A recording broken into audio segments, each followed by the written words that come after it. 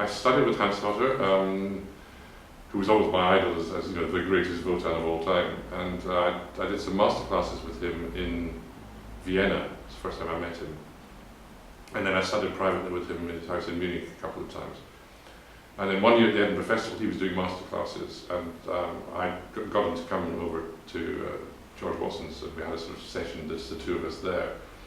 And then later on that week, my wife and I invited him to dinner.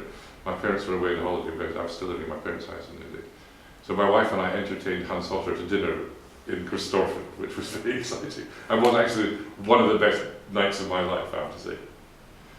And Vishnevskaya? Vishnevskaya, yes, she was. I worked with her at Aldborough, at the Britten Peers School, and the first class, was a very ferocious lady, very loving, but warm, but very ferocious lady. And everyone was supposed to bring the piece that they decided to sing the first lesson.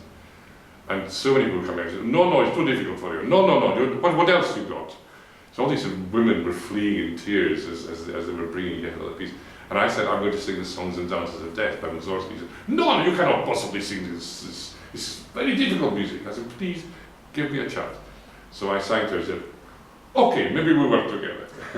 And by the end of the week, I was, Big Brian, my friend. So it was a great, and she was wonderful. She was absolutely wonderful because she spoke better English than she pretended, but she pretended hardly to speak English. So she had an interpreter, a guy called Dmitry Makarov, who used to be with the Covent Garden Russian coach back in the day. And so you get this extraordinary, and then she would look at Dmitry and say, Madam Vishnevskaya suggests you might put a little more piano in here. But the combination of the two was a great double act. And it worked very well. I learned a lot from her, and mainly about just how dramatic you can get away with, but how it all has to come from here. You can't just do this, you've got to do this because you've got a reason for doing this.